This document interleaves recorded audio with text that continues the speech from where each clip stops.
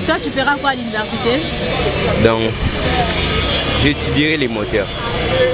Tu vas étudier quoi? Les moteurs, à INPP. À l'INPP, tu vas faire le monteur? Oui. Et aujourd'hui, tu as fait quoi? L'écriture générale.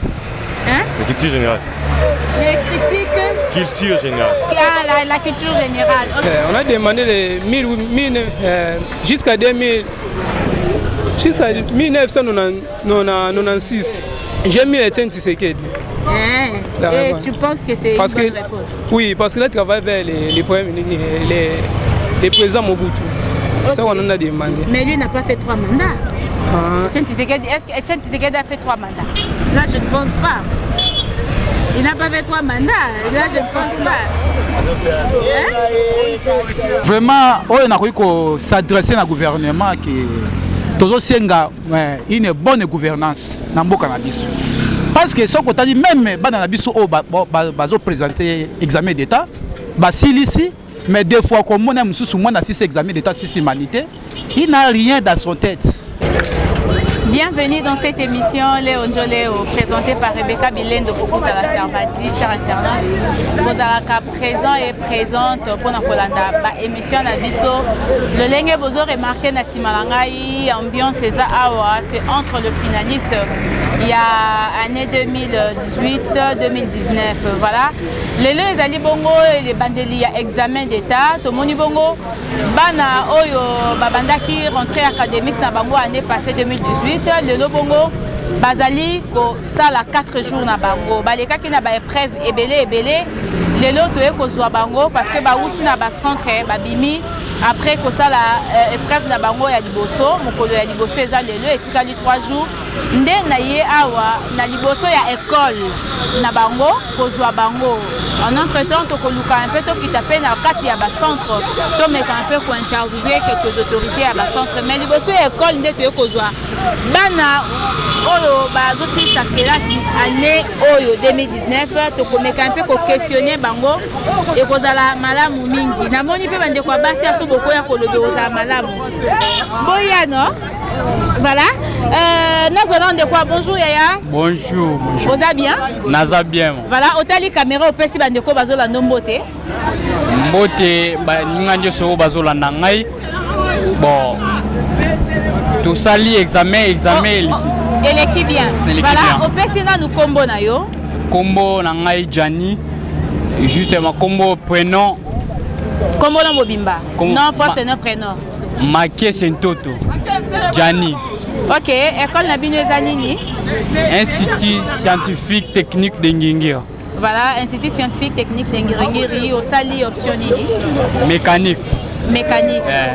Voilà. Mécanique générale. Bah, épreuve et l'équipe est belée. Rentrée académique, plutôt rentrée scolaire. Voilà. Rentrée scolaire, on a mis qui année passée. Le Lobongo a commis vraiment la souka. Boza dans 4 jours, les âmes au la liboso. Impression dans les années d'un examen, vous salez le lot. Bon, impression dans les années. Examen le lot et l'équipe est là qui tourne au Makasi. Et l'équipe qui tourne au Makasi pour travailler pour très dur. Pour travailler bien. C'est ça en gros. Merci ming pena na organisation na biso to sali pena et l'équipe pena kito. Organisation na bino ezaki ndenge nini mais quand un peu ko beta seul solo. Bo s'organiser ndenge nini. Bon, to kota gi maki. Sima okota maki. Sima okota maki et sili toé tokei nani na centre to travailler examen na biso. C'est ça. To tangi pe makasi na kati ya maki. Donc c'est ça. Tu m'as quitté pour le bien. Tu travailles. Voilà, oyo lobinini na maki César wana ndeko yo lobinini. Te biso to continue so maki te mais. Bote école moko? Oui. Option moko? Oui. Voilà. Biso to travailler selon maele na biso. Na ndenge to moneli. Auto c'est la ni balwa auto c'est la fruit toni biso makamana to yeba ngote. Voilà, bon travail ndenge nini mais quand on peut betel solo l'examen c'était facile. Examen qui facile. Na ba question tout batuni ba question ba tangu ya ba 1900. Bozaki na ba item. Ah, na ba travail ki ba item wana na. Ba item na to travailler ka on. To travailler ka on. Vous se retrouver vraiment. Oui. Est-ce que c'est facile ndenge pena vous travaillez le reste c'est à jour et tikali. Donc tout travail normal. Est-ce que ceux qui vraiment les lots barbi que va donner sa résultat dans 2 ou 3 jours? Vous êtes sûr pena que vous reçoit? Sûr, trop sûr. Na mokonzi parti to kozwa. Nak. Bona mokonzi parti. Ah, to kozwa. Voilà. Bandeko basé belé, pourquoi tout ça na? On va finaliser c'est basé belé. Yaya bonjour. Bonjour. Yoko monani. On va bien habiter ma produit. OK, impression dans les années na examen lelo. Ah, examen impression dans les examen le kino kitoko. Examen mais l'équipe est sur une nation. Difficulté nini yo okuta na on papier. Ba difficulté zanga na ngote. Ba difficulté zanga na ngote mais nzai masungi biso na intelligence a faire biso travail normal. Neti faisait là. O boyo kola na classe, hein? Na openda bokuti na papier. Est-ce que bo beti libanda te? Ah, tu beti sur libanda te. Bo moni penda ya wana penda ya wana. Mingi zanga ki mais tu beti libanda te. Mais ba bi que bino ba finaliste bo travailler. On a ba fuite, espoir na bino ma o fuite photo zela. Te. Moi je travaille en fuite. Et un c'est trop dur. Quand tu travailles en fuite c'est trop dur. Mais besoin de faire le lot et à fuite. Vous allez examiner le lot? Vous avez culture générale. Culture générale, les boutiques na nini? Tout na machine, maths, na anglais. Bah 500 c'est belé mais on a bien wana. Voilà, merci beaucoup. Nous reçoit Bandeko Ataba Okima. Je peux vous prendre, papa? Oui, oui. Bonjour, professeur. Voilà, je profite aussi pour vous prendre. Aujourd'hui, les enfants commencent bien leurs 4 jours. Oui. Alors, nous voulons aussi avoir votre impression en tant que professeur. En tant que professeur, je sais que j'ai fait mon travail. J'ai enseigné des programmes. J'ai fait mon travail, j'ai fait mon programme. C'est sauté maintenant, c'est fin de maintenant. Et les enfants ont travaillé aujourd'hui. Les enfants y ont travaillé, ils ont exercé leur premier pas parce que c'est 4 jours. Ils avaient déjà commencé avec la dissertation, mais ça continue. Okay. Alors, la formation que vous avez donnée les enfants, et c'est qu'on vous a, parce que après, ce qui est vrai, après l'examen, ils sont là devant l'école pour vous dire que l'examen s'est bien passé ou pas. Mais ce que vous avez enseigné avec le questionnaire, on va poser bango, bah c'est bien le rapport. À moi, le biquet, c'était bien. Ils sont très contents pour avoir tiré des programmes. Mais il y a toujours inquiétude que se posera toujours chaque année après l'examen d'État. Il y a beaucoup de parents qui déclarent que les enfants sont de tournant vide après leur bac, leur diplôme. Mais nous enseignons, c'est eux maintenant à s'appliquer. Nous enseignons, c'est pas des élèves, nous enseignons. C'est-à-dire, dans votre école, quand même, vous avez l'expérience. Si, je suis à 20, je suis 20 ans. Chaque année, il y a 100% de réussite ici à Denenguengue. Les 100%, il y a même des enfants qui n'étudient même pas, qui ne viennent pas à l'école, mais à la fin, ce sont des lauréats. Non, parce que nous demandons, ceux qui viennent ici sont maintenant, il y a même des médecins, des ingénieurs, et on est content. Parmi nous, nous allons enseigner. Il y a des ingénieurs, des médecins et des professeurs d'université. Alors, les parents, il y a de penser beaucoup d'argent pour faire scolariser les enfants. Alors, s'il y aura quelque chose ou encore un message à dire aux parents d'abord, si vous allez dire, vous allez regarder la caméra et dire quelque chose aux parents. Quelle chose? Par exemple quoi? Encourager les parents parce qu'ils ont dépassé leur... Les parents doivent arriver à payer et à contrôler les enfants à la maison. Nous enseignons, ils payent, mais aussi contrôler les enfants à la maison. Les enfants à la maison, ils étudient, voir les programmes. Si on a mal enseigné, ils viennent déclarer. Mais je pense que nous, on a mal enseigné. Et voilà, vous allez aussi conseiller tes amis, tes collègues, professeurs. Vous allez leur dire quoi par rapport aux épreuves des examens d'État que les enfants passent?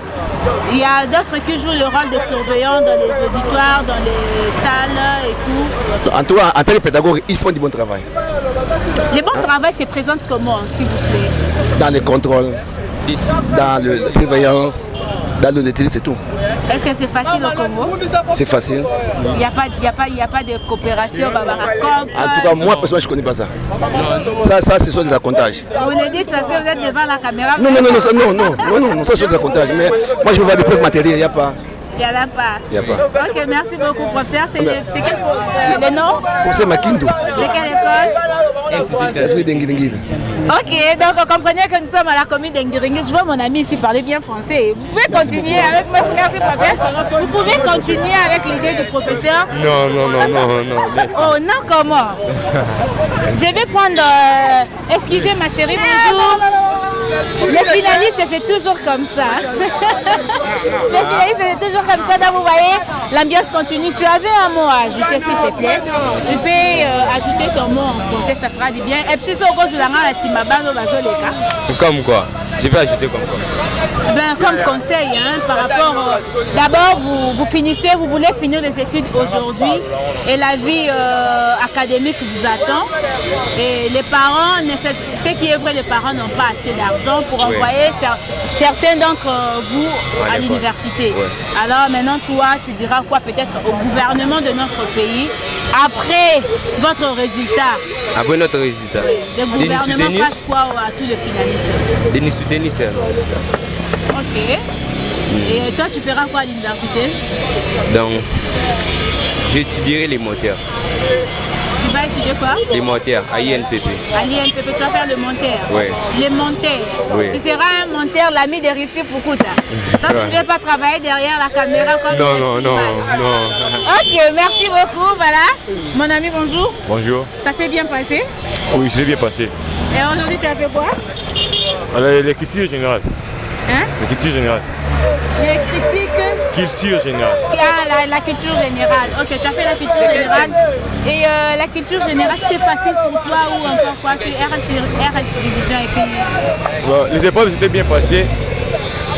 Quelles sont les difficultés que tu as rencontrées? Rien, aucune difficulté. Aucune difficulté. Oui. Maintenant là, Ouais. il y a des parents qui te regardent aussi à la maison par rapport à ce que tu as dit aujourd'hui et ce qui vous attend demain dans la vie académique. Toi, tu diras quoi aux parents? Bon, pour l'université. Oui, pour l'université, oui. En fait, je dois d'abord choisir. Bon, j'ai fait l'option technique. Bon, si Dieu me fait une grâce, si j'arrive à l'université, je vais faire les. Tu sais, je fais l'électricité, je vais continuer à. Là, tu vas aller où? À l'INPP seulement, non. L'ITA? Oui, je vais devoir à l'INPP. À l'INPP. Vous aimez beaucoup l'INPP là-bas, c'est facile, hein? Oui, c'est bon. C'est très facile. C'est très facile. C'est-à-dire que Bolinga Atsu n'a pas cité. Bolinga facilité et difficulté Bolinga en côté. Non. Pour la difficulté, là-bas, la formation pour venir à Malam Moussali. Formation à Malam Moussali. Oui. Ok, merci beaucoup. Notre professeur va enseigner Bino. Pourquoi il s'abat parce que vos tangi fait les lots, il faut vous la kisaba. Oh, tangi c'est Bino là-bas parce la portion est un biso, on va décider vraiment de résister à Malam, on va prendre le biso, on va piquer pour résister à Malam. Ok, merci beaucoup. Tu n'as pas dit les noms? Moi c'est Meno. Non, c'est Meno Billy. Prénom c'est Gradué, oui. Ok, merci beaucoup et bonne chance encore. Bonjour mon ami. Bonjour. Tu vas bien? Avec Léon Kengo Wadondo, avec... C'est ça, c'est moi j'aime dans la tête. Mais toi tu as choisi qui? Et là on sous secret, toi tu as choisi qui? On a demandé les 1000 jusqu'à 2000. Jusqu'à 1996. J'ai mis Etienne Tshisekedi. Et tu penses que c'est une bonne réponse? Oui, parce qu'il a travaillé vers les présidents Mobutu. C'est ça qu'on en a demandé. Mais lui n'a pas fait 3 mandats. Etienne Tshisekedi, est-ce qu'Etienne Tshisekedi a fait 3 mandats? Là je ne pense pas. Il n'a pas fait 3 mandats. Là je ne pense pas. Hein? Ok. Et tu dis quoi aux parents? Oui, premièrement, j'ai dit merci à mon parent. Il m'a soutenu. Il m'a soutenu d'avoir payé les frais à l'école. Okay. J'ai fait l'examen. Je demande merci à mes parents, à mon parent. Ok, merci beaucoup. Je vais prendre mon ami, mais je prends d'abord mon ami ici. Bonjour, ça va? Bonjour, ça va bien. Tu as bien passé l'examen aujourd'hui? Oui, ça s'est bien passé par la grâce de Dieu. C'était comment? Bon, c'était énormément bien. Je peux dire que ce n'était pas facile ni difficile, mais ça a été moyen par rapport à notre niveau. Et je suis vraiment ravi par rapport à cela. Tu as eu quoi comme question, toi, particulièrement? Bon, particulièrement, on nous a posé 5 questions, mais l'autre, on nous a demandé qu'on puisse indiquer l'un des réponses par rapport à notre pays. L'autre fois, le pays a été appelé État c'était État démocratique du Congo, et l'autre fois on a encore appelé le pays la République démocratique du Congo. C'est vraiment ce que j'ai pu capter par rapport à mes examens. Maintenant, dans la question, là, ta réponse était comment? Bon, ma réponse, par rapport à la question, on nous a posé si réellement que notre pays a été nominé 2 fois par un même nom, mais par des synonymes. Oui, je l'ai validé, c'était ça la réponse. Ok. Et actuellement, vous voulez aller à l'université. Toi, tu comptes faire quoi après les études universitaires? Bon, quant à moi, vu que j'ai fait l'électricité, j'aimerais mieux faire l'art de peinture aux Beaux-Arts. À l'Académie de Beaux-Arts. À l'Académie de Beaux-Arts, oui. Et pour quelle finalité? Être décorateur, peintre, oui. C'est ça. Ok. Maintenant, les parents ont des difficultés parce que notre pays aussi a un problème sérieux. Là, tu le sais bien. Bon, je sais. Et tu demandes quoi aux autorités d'abord de notre pays par rapport à l'éducation de la jeunesse que vous êtes, ou encore que nous sommes? Bon, premièrement, c'est l'une des choses d'abord, ça demande d'abord de l'unité. En regardant comme ça actuellement notre pays, on a quelque chose qu'on manque, c'est l'unité, et on a quelque chose qu'on manque, c'est l'amour. Parce que c'est par l'amour que toute chose s'évolue. Parce que Dieu règne au milieu de l'amour. Et l'unité, c'est l'une des choses qui va réunir ces pays et qui va mener ces pays loin. Par rapport à votre question, j'aimerais bien retourner par rapport à votre question. Et c'est que moi j'ai à dire aux autorités du pays, vraiment, notre pays, nous sommes en train de souffrir par rapport aux autres pays. On a vraiment de problèmes par rapport au manque, par rapport aux moyens financiers, aux moyens sociaux. Et j'aimerais mieux de vous demander, étant qu'autorité, chère autorité de ces pays, de la République démocratique du Congo, veuillez vraiment résoudre les doléances de ces pays, des citoyens de ces pays, pour que les pays puissent aller mieux. Ok, merci. Le nom c'est Jonathan Kitoko. Jonathan Kitoko. Alors bonne continuité de l'examen et bonne chance. Ok, merci à vous aussi. Merci beaucoup. Là je vais prendre mon ami ici. C'était bien? Oui, c'était trop bien passé. Très bien. Ouais. Alors, très facile même. Ok. Alors, difficulté nini oyokuté dans la salle, ROCOTI, surveillant comportement la banque de nini. Bon, il n'y avait pas vraiment de difficultés parce que tout était bon. Tout était bon. Ouais. Les surveillants parlaient le même langage que les élèves ou comment? Oui, il y avait un moment où ils grondaient à tout moment, ils se fâchaient et puis ils faisaient n'importe quoi. Bon, en fait, il était tout simplement de faire leur boulot, leur travail, de surveiller les enfants, de ne pas tricher, de ne pas faire de n'importe quoi dans la salle. La question que je vais te poser, ce sera un peu difficile que tu répondes. Mais au moins, tu peux toutefois nous dire la vérité parce que le premier jour est passé. Il n'y a pas eu de tricheurs dans ta salle? Bon, les tricheries, bon, moi je me focalisais toujours dans mon fer. Je ne regardais pas ni derrière pour voir s'il y avait des tricheurs. Là, tu nous mens. Hein? Non, je dis que la vérité. Non, je dis que la vérité. C'était un peu ça. Ok, actuellement tu as fini et tu as quelque chose à dire à tes parents ou encore aux autorités de ces pays? Bon, je peux dire à mes parents. Par rapport aux inquiétudes ou encore des choses bizarres qui se passent au pays? Bon, premièrement, je peux dire à mes parents merci tout d'abord de tout ce que je cesse de faire dans ma vie, dans mes études. J'ai débrouillé pour payer les frais. Je les remercie beaucoup. Et pour dire aux autorités de notre pays de vraiment soutenir ces jeunesses. Parce que c'est le fort du pays de demain. Okay. Ouais. Parce que ces jeunesses, si on ne soutient pas, demain ça serait un peu malheureux pour notre pays. D'accord, je te dis merci. Merci. Et bonne chance. Merci.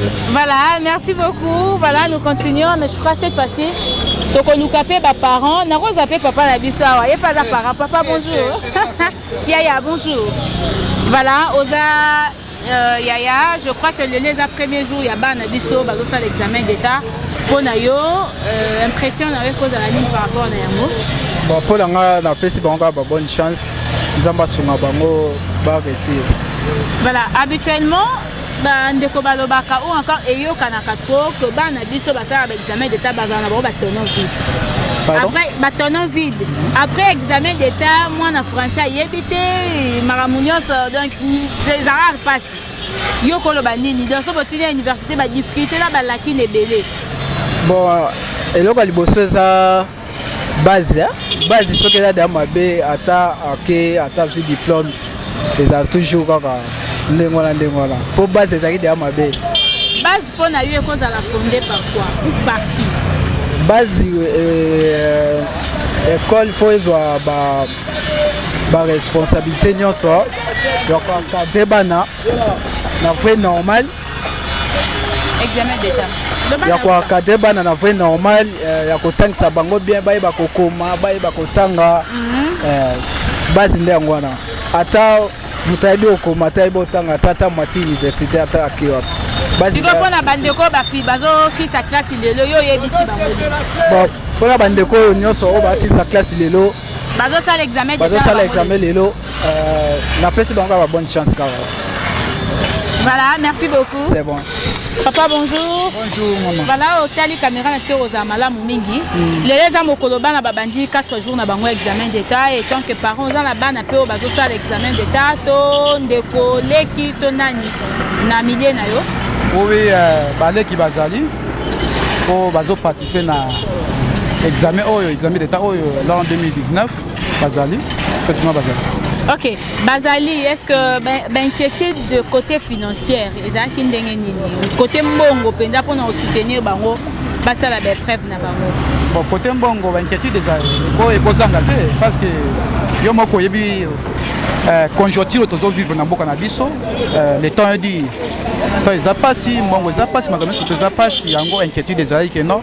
Ti bakoma na étape wana ya ko présenter examen d'état, ezande nini parce que mbongo ezaka mbongo ezomona te mbongo eza passe au fur et à mesure tobanaka ko bunda ti de toutes les façons que bakoma na étape oyo ya suka pona ko présenter examen d'état malgré mbongo eza passe basenga ki bango ba combien bon vraiment ko senga combien na ko ba montate parce que des fois moko yebi réalité ya ba épreuve examen d'état ko banda e bandeliti dissertation tiba comme on a étape épreuve examen d'état. Non, combien par rapport à frais au ba fouti pour la participation à examen d'état? Bon, participation à examen d'état après l'état sengi, bambongo l'état sengi. Mbongo l'état sengi tantôt parce que vérité zate. Cousin ya qui a singa que non, ba sengi 80 000 francs congolais na valeur à $50. Au tout monde. Monsieur Soulo ba ko isaka non ba sengi 125 000 francs Congo. Voilà une école différente. Ah oui, différent. Dans la vérité, vous m'avez dit. Si comme Mamba Boye, elle comme la rabino ba parents et ça la rabino ndenge nini. Au moins na école e sengi boye, kune sengi boye. Bon. Tandis que pe musala malonge zate oyo ko peso du coup 100 000 francs wana pona mwana sala examen d'état. Bon, et ça la capacité. On a kota la lolenge ya mboka na makambo zoleka na mboka na gérance ya mboka isaka biso passe parce que il fallait que non makambo que ndenge basenga bana mbongo ezanga ba école privée na ba école officielle ya l'état il a fallu différencier ça là que non ba école à l'état différencier ça là ba école privée différencier ça boitoye comme ça ndé ekosa bien que non même moi na participer na ba frère ou ba kosenga montant ndenge nini ndé para okoza à mesure ya koza en équilibre ya esengu bien sengote pour la participation à mon examen d'état. Voilà tango bano bazo silisa ziko université zozela bango pona yo par rapport à ba conditions de travail ya ba parents ya bino ba parents ya ba yaya bana ngwes ke ba rozape na chance ya okende université. On a des likama te mama journaliste. On a des souka ya likama donc liwa. Nano soki humanité boye ti moi na participé examen d'état passe ba para ba sali boy ko teka ba biloko ba chaînette congélateur oteki TV osimbisi mutu eloko na ko simbisi mutu po ozo mbongo mwana a participer examen d'état mwana tiyo mulunge mama na komi na suka boy na raté ainsi de suite obomi nzoto mwana participer bongo université ko eza sommet suka bisanga silabisi transport makambe ebele ba TP Minerva so combien ba université musu okuta Minerva $500 autant oko sorti wapi examen d'état nan au sali boy bongo université yango ni ba misusu examen d'état apakoli poudre asuki na ndenge wana akomo ça est-ce que ça idée ya malamu na jeunesse ya lelo comment na ba jeune lié ba évoluer na ba étude bazo suka na ba niveau moko assez parce que ba mbongo ya otanga ba université yango tozolo ba kino eza malamu te eza malamu te partout ailleurs ceux qui moi na six humanité automatiquement il est obligé à banda ba études supérieures. C'est simple. C'est quoi cause la nini penza cause ya cause pe bandi awa lelo kulu ne kota parce que bana biso bazu chance yo kende ba université basuki na ba niveau assez baza ba intellectuel te. Alors pona ko s'adresser na gouvernement ko epsa bango eloko bakoko sala même pour sauver la jeunesse oyo aussi ça ba examen d'état na bango année oyo bako sala ni vraiment oyo na ko s'adresser na gouvernement qui tozo senga une bonne gouvernance na mboka na biso parce que soko tali même bana na biso o bazo présenter examen d'état ba silisi mais des fois comme on a mususu moi na 6 examen d'état 6 humanité il n'a rien dans son tête et loko ezate d'ailleurs til à niveau éducation et loko ezate éducation ça na éducation biso RDC eza na c'est tozo senga na bino vraiment bon remonter bozana une bonne foi ya ko bongisa bozana gouvernance to senga une bonne gouvernance na mboka na biso en fait que vie sociale ça malamu donc ba domaine nyonso to ezala malamu surtout na éducation de simimboka so que éducation eza mabe yebisanga génération wana to ko évoluer be mboka e côté de mandenge nini oh na ba pays développé ko mona eloko oyo ezaka base éducation ya bana dès que mwana zana maternelle primaire secondaire ti assise humanité ti bana bati de supérieur mais dès que mauvaise gouvernance et là comment ko ezate tozo senga na bino vraiment na gouvernement bonne gouvernance ezala surtout na éducation bana bango bazo présenter examen d'état yebisanga 4 jours basilisi ti résultat bimi ba pakoli ba poudre to ba se ba tapage na vie nyonso tout mais eloko moko te na mutu mwana mosusu abi ko komate mwana mosusu abi ko s'exprimer na français te mwana mosusu ou bien au PC ou bien lettre koma ayebite parce que éducation. Voilà, merci beaucoup Nabandeko bazo continuer kolanda Rebecca Bilène de la Servadine à Léon Njole ya lelo. Rendez-vous ezaki awa ezomaki na avenue Ngiringiri na commune ya Ngiringiri. Alors rendez-vous na fisa les akina ba finaliste bazo présenter l'examen d'état ba parents ba enseignants. Bomoni le lenge nini bandeko na bisa ba finaliste ba s'exprimer. Bomoni le lenge nini ba lobby na micro na ngai. Et bino moko bo juger bango soki ba lobby ba français bientôt ya mabe mais papa na biso awutia ba lobby marambo za très capital sur l'éducation ya bandeko bazo sisa ba classe lelo ni éducation ezali vraiment na niveau ya C et leur façon de s'exprimer ezali vraiment bas alors ça fait mal parce que tout le monde a besoin d'un changement. Changement, ça peut apporter quelque chose. Na Itali éducation, il y a lobby, la jeunesse, il y a lobby. La jeunesse, elle est à venir à lobby. Alors si la jeunesse d'aujourd'hui n'arrive pas à s'exprimer, n'arrive pas à donner le meilleur, il y a bango moko et que ça un peu compliqué. Alors tout le monde continue que ça bandeko pour te clôturer mission na biso ba parents bandeko to kutani na bango ba komeka un peu koloba bonjour ndeko. Bonjour maman journaliste. Voilà les abongo mokolo bandeko ba finaliste bazo sala l'examen d'état. Alors impression na les anini. Bon, eza malamu bandeko bazo si sa classe parce que kokoma na niveau wana eningi kolobaki aussi si parti wana mais eza pasi na mboka na biso. Pas ces wapi, pas ces situé na niveau nini. Pas ces surtout basé mingi na enseignement. Enseignement eza ya kokufa na RDC. Et l'on y est bomi enseignement RDC. Enseignement ce que kufi na RDC premièrement et bandi na niveau ya ministère. Na ministère bazolia ba madeso bana ndenge to misenko loba na terme. Madeso bana ba préfet bazo mema madeso bana ti na enseignement. Donc yango eza robom. Madeso bana il y a certaines personnes on a besoin peut-être les bana mboka ba comprendre te. Madeso bana signifie Kanyaka. Kanyaka. Limbala on bien vraiment. Kanyaka. Donc dans ça dit mbongo. Mbongo yango wana. Kofuta avocat. Oui, na terme avocat. Ba préfet va comme futa ba avocat pour que l'école na bango beta ba 100%.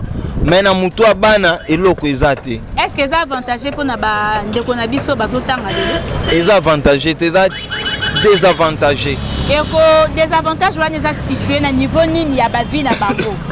na niveau va vie na bango désavantage eza parce que moi na eu diplôme d'état pesa et papier à sa demande d'emploi et loko ezate même français alors le banon français quand ça c'est comme si moi na moko ya deuxième première mutazo le bord que diplômé d'état. Et ça fait la joie ou encore ça fait mal? Non, ça fait mal. Namboka na biso ça la fierté ya Congo quand même. Tu yamba bandeko ba finaliste awa ba m'équipe ko s'exprimer en quelque sorte en français mais franchement dans côté la mutute ezaki pena mawa ponga mo na vivre yango na bandeko bazolanda ba yo kindenge ni bandeko ba uti koloba wa ça fait trop mal.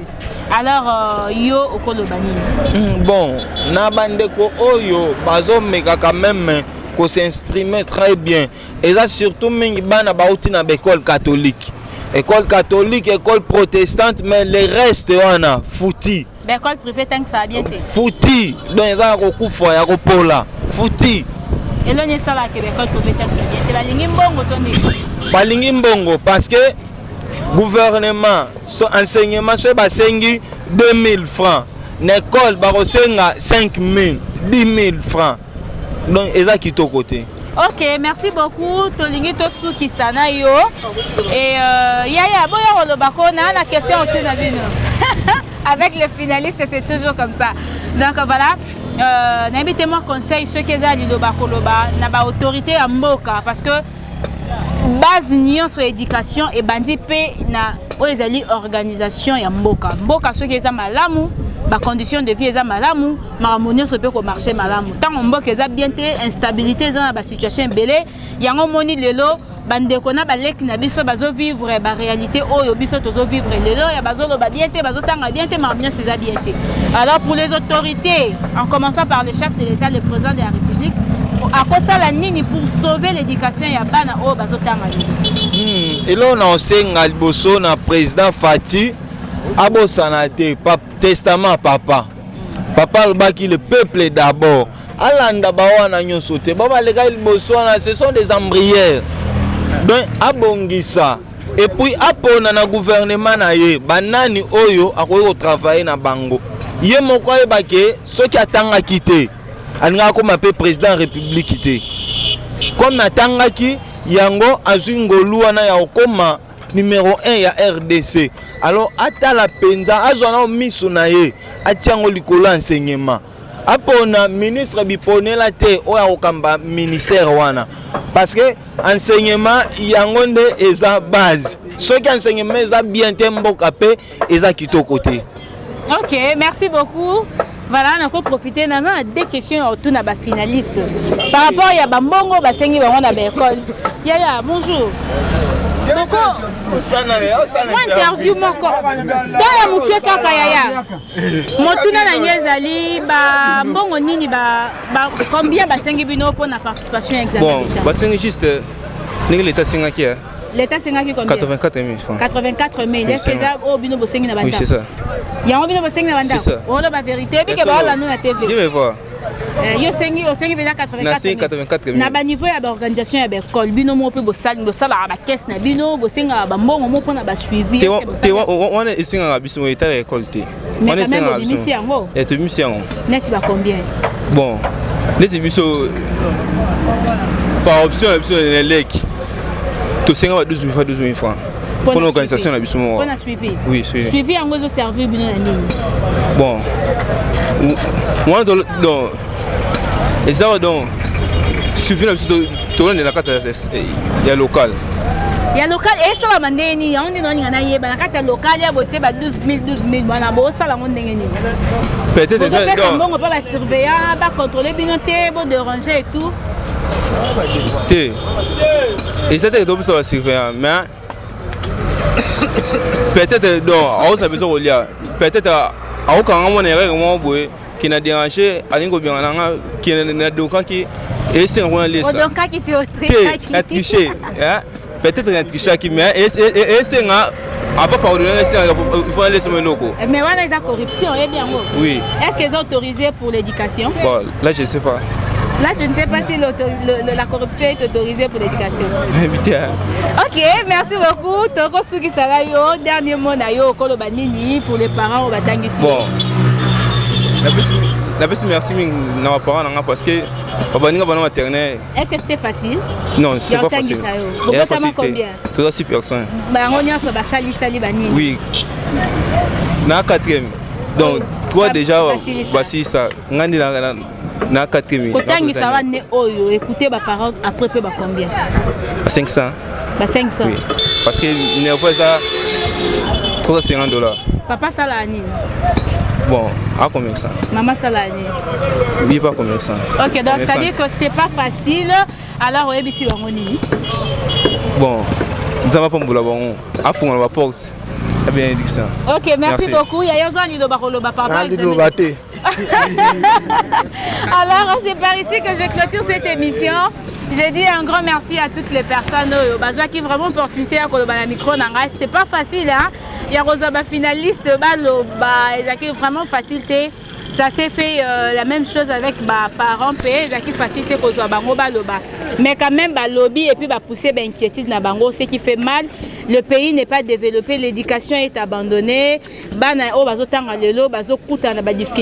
Parce que mboka na biso za stabilité té nion faisant pas civil social pesa mabe en tout cas ça laisse à désirer ba parents bazo lela avec le PO ba koko bimisa po batangisa bana mais suite na yango ezali après bana bazo tanga bien té parce que autorité plutôt mboka na biso etondi na molimo wa corruption et bani na ba niveau nion soti ko mata eza eloko le président de la République asengaki ko bannir yango pour Maramonion sur Ekenebala Momingi. Je souhaite encore une fois de plus bonne chance à tous les finalistes.